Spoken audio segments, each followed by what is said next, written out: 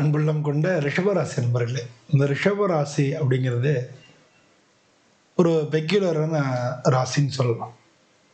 இவங்களுக்கு எதுலேயும் ஒரு நிதானம் இருக்கும். எல்லா விஷயத்தையும் கொஞ்சம் நிதானமாக பொறுமையாக இருந்து தான் பார்ப்போமே, சரி நாளைக்கு என்ன சொல்கிறாங்கன்னு பார்ப்போம், டக்குன்னு ரியாக்ட் பண்ண மாட்டாங்க. கொஞ்சம் பொறுமையாக தான் இருப்பாங்க. பொதுவாக இந்த 2026வது வருஷத்தை பொறுத்தல வருஷ பலன் எல்லாரும் பார்த்துருப்பீங்க. இந்த வருஷத்துக்கு எப்படி இருக்கும் அப்படின்றது மாதிரி. ஆனால் இன்னும் கொஞ்சம் அடுத்த ஸ்டெப்புக்கு போய் நம்ம பார்த்தோம்னா, எந்தெந்த மாதம்லாம் நமக்கு நல்லா இருக்கும், எந்தெந்த மாதம் நம்ம கவனமாக இருக்கணும். நமக்கு பணவரவு எப்படி இருக்கும், ஒர்க் எப்படி இருக்கும், ஹெல்த் எப்படி இருக்கும், மேரேஜ் சம்மந்தமான விஷயங்கள் எப்படி இருக்கும். ஸோ நமக்கு ஃபேவரபுளாக எந்தெந்த மாதம் இருக்குது, எந்தெந்த மாதம் நமக்கு கொஞ்சம் கவனமாக இருக்கணும் அப்படிங்கிறத நம்ம தெரிஞ்சுக்கிறது இன்னும் கொஞ்சம் அட்வான்ஸாக இருக்குமே அப்படின்றதுக்காக தான் இந்த பதிவு. பொதுவாக இது ஒரு கோச்சார பலன்கள் மட்டும்தான். உங்களுடைய ஜாதகப்படி முழுமையான பலன் தெரிஞ்சுக்கிறதுக்கு நீங்கள் ஜாதகம் தான் பார்க்கணும்.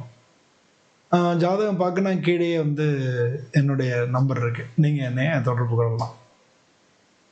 இப்போ இந்த வீடியோவில் ரிஷபராசி அன்பர்களுக்கு எந்தெந்த மாதங்கள் நல்ல சிறப்பாக இருக்குது அப்படிங்கிறத பார்க்க போகிறோம்.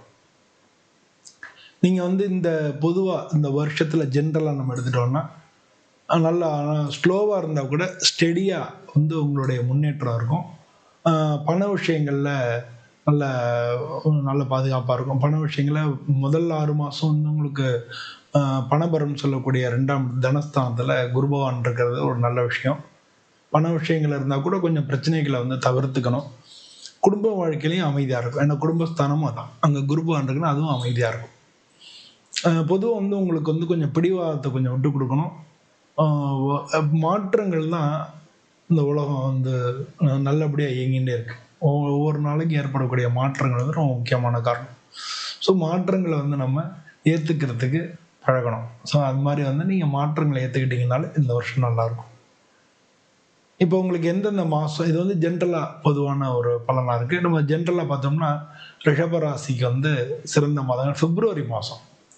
பிப்ரவரி மாதத்தில் என்னென்னா மன உறுதி, ஸ்டபர்னஸ், மன உறுதி அதிகரிக்கும். வேலை சம்பந்தமாக ஒரு நல்ல நியூஸ் கிடைக்கும். நிச்சயமாக இந்த பிப்ரவரி மாதத்தில் தொழில் சம்பந்தமாக ஒரு நல்ல நியூஸ் கிடைக்கும். ஏற்கனவே உங்களுக்கு பிரச்சனையாக இருக்கக்கூடிய விஷயங்களில் ஒரு தீர்வு கண்டுபிடிக்கலாம் இந்த மாதத்தில். ஸோ இதெல்லாம் உங்களுக்கு இந்த பிப்ரவரி மாதம் பாசிட்டிவான விஷயங்களாக இருக்குது. இப்போ பொதுவாக இன்டர்வியூ, எக்ஸாம் இது மாதிரிலாம் இருந்ததுன்னு வச்சுங்களேன், டிசிஷன் மேக்கிங்க்கெலாம் இந்த மாதம் நல்லா இருக்குது. குடும்பத்துலேயும் உங்களுக்கு ஒரு நம்பிக்கை அதிகரிக்கும். அதனால் பொதுவாக இந்த மாதம் உங்களுக்கு பிப்ரவரி மாதம் கொஞ்சம் ஃபேவரபுளாக இருக்குது அப்படின்னு தான் சொல்லணும். கேரியர்லேயும் சரி, மென்டல் பீஸாகவும் இருக்கும் அப்படின்னு நம்ம அப்படி எடுத்துக்கணும். ஏப்ரல் மாதம், பிப்ரவரிக்கு அப்புறம் ஏப்ரல் மாதம் உங்களுக்கு பொருளாதார ரீதியாக உயர்வு ஏற்படும். ஏதாவது பணம் வர வேண்டிய பணங்கள் வரும். இப்போ நீங்கள் வேலை பார்க்குறீங்கன்னா உங்களுக்கு வர வேண்டிய அரியர்ஸ் வரலாம். உங்களுக்கு பேமெண்ட்டில் இன்க்ரிமெண்ட் இருக்கலாம். நீங்கள் யார்கிட்ட கொடுத்துருந்த பணம் ரொம்ப நாளாக வராமல் இருந்ததுன்னா அது வரலாம். ஸோ இந்த பண வரவு நல்லாயிருக்கும். நல்லா ஒரு ப்ராப்பர்ட்டி சம்மந்தமாக ஏதாவது விற்கிறது ட்ரை பண்ணிட்டு இருந்தீங்கன்னா அது மூலமாக வருமானம் கிடைக்கும். ஸோ ப்ராப்பர்ட்டி மூலமாக உங்களுக்கு லாபம் கிடைக்கும். குடும்பத்துலேயும் எல்லாமே நல்லபடியாக அமைதியான ஒரு சுச்சுவேஷன் இருக்கும். பொதுவாக நம்ம சொன்னால் உங்களுடைய இந்த வரவு நல்லா இருக்கிறதுனால கடன் சம்மந்தப்பட்ட விஷயங்களில் ஒரு நல்ல தீர்வு கிடைக்கும்.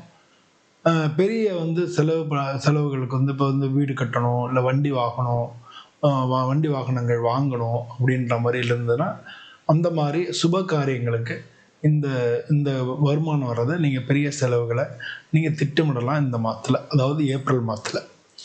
இதுக்கு அடுத்து பார்த்தோம்னா ஜூன் மாதம் உங்களோட நீங்கள் பிஸ்னஸ் பண்ணிக்கிட்டு இருந்தவங்களா இருந்தீங்கன்னா உங்கள் தொழிலில் வளர்ச்சி இருக்கும். நீங்கள் வேலை பார்க்குறவங்களா இருந்தீங்கன்னா உங்களுக்கு ப்ரமோஷன் கிடைக்கும். ஸோ இந்த ஜூன் மாதம் நல்ல ஒரு வளர்ச்சியான மாதம் தான் சொல்லணும். பிஸ்னஸில் எதான அக்ரிமெண்ட்ஸு இல்லை வேறு ஏதாச்சும் ஆர்டர்ஸ் கிடைக்கிறது, அந்த மாதிரி நியூ அக்ரிமெண்ட்ஸ் சைன் பண்ணுறதுக்கான வாய்ப்புகள் மிக நல்லா இருக்குது. உங்கள் கூட இருக்கிறவங்களுடைய ஒத்துழைப்பு கிடைக்கும். உங்களுடைய பார்ட்னர்ஸ் மூலமாக உங்களுக்கு லாபங்கள் கிடைக்கும். இதெல்லாம் வந்து இந்த ஜூன் மாதம் நடக்கிறது. பிஸ்னஸ்ஸு, ப்ரொஃபஷனல்ஸு இவங்களுக்கெல்லாம் இந்த மாதம் நல்லா இருக்குன்னு சொல்லலாம். இப்போ வந்து இந்த மாதம் வந்து உங்களுடைய ஒர்க்குக்கான ரிகக்னிஷன், உங்களுடைய வேலைக்கு உங்களை வந்து மதிக்கிறதுக்கான ஒரு ஒரு மாதமாக இந்த மாதத்தை எடுத்துக்கலாம். இதுக்கு அடுத்து பார்த்தோம் அப்படின்னா செப்டம்பர் மாதம். செப்டம்பர் மாதத்தில் பார்த்தீங்கன்னா உங்களுக்கு எகெயின் நீங்கள் வேலை பார்க்குறவங்களுக்கு வந்து ப்ரமோஷன்ஸ் கிடைக்கலாம். வெளிநாடு போகிறதுக்கு, வெளிநாட்டு கம்பெனி அது மூலமாக நல்லது கிடைக்கலாம். வெளிநாட்டிலேருந்து வர வேண்டிய நல்ல வெளிநாட்டு நல்ல நியூஸ் கிடைக்கலாம். இல்லை வெளிநாட்டுக்கு நீங்களே போகலாம். இல்லை வெளிநாட்டு கம்பெனிஸில் வேலை கிடைக்கலாம். ஸோ இதெல்லாம் வந்து வெளிநாடு சம்மந்தப்பட்ட விஷயங்களில் லாபமாக இருக்கும்.